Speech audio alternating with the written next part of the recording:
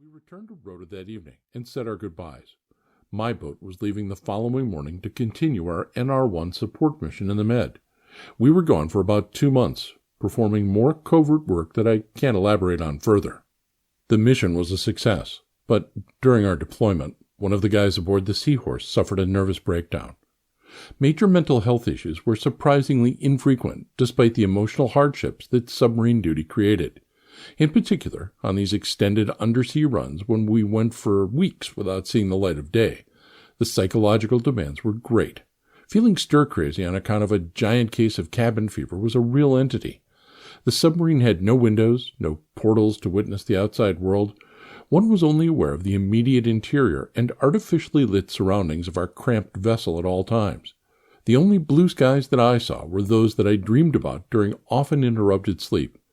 After a protracted period away from the sunshine, along with the inherent lack of privacy in such close quarters, I sometimes yearned to spend just a few minutes alone somewhere in a wide open space, breathing in the fresh air and temporarily throwing off the constant pressures and uncertainties of the job.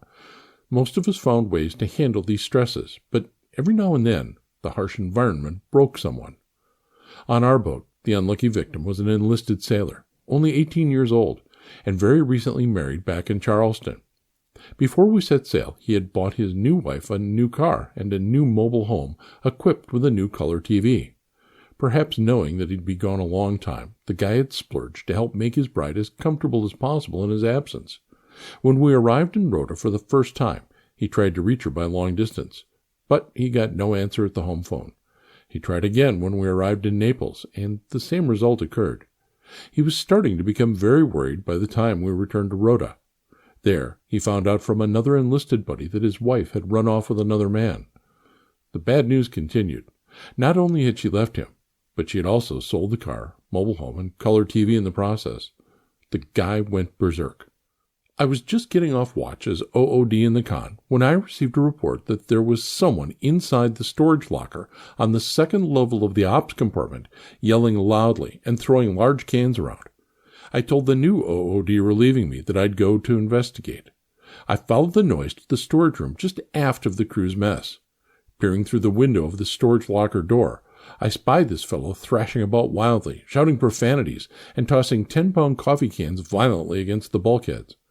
I opened the door and said sternly, "What's going on in here, sailor?" Immediately I ducked as he threw a coffee can at my head. Fortunately it missed.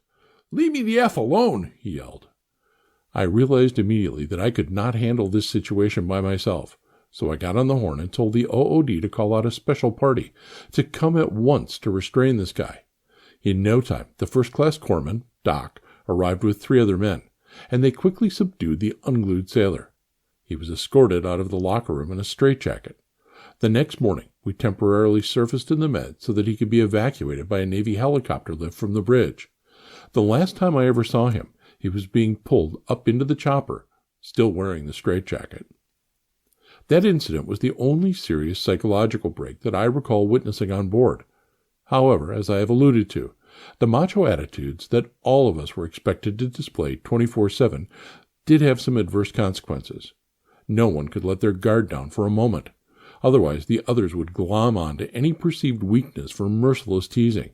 Several incidents that I am still not able to reveal where individual crew members were cruelly and mercilessly harassed for both actual and fabricated stories about them. I witnessed firsthand the concept of schadenfreude, the perverse delight in others' misfortunes. Just like a submarine with its thick steel hull was designed to withstand enormous pressure, the crew inside it was also expected to tolerate the withering tension as well. Here's a sample hazing incident that typified the kind of taunting we all regularly saw. The victim of this prank had his wife's photo stolen from his wallet while he left it unattended. One evening, while a group of us were gathered and maneuvering, one of the fellows in on the joke started talking about his romantic pursuits the last time we were docked in Charleston. He went into graphic detail about a tryst he had enjoyed with a particular girl he had met there. The other guys pressed him for details. The person whose photo had been swiped was in the crowd, but he was utterly clueless as to where all this lascivious talk was going.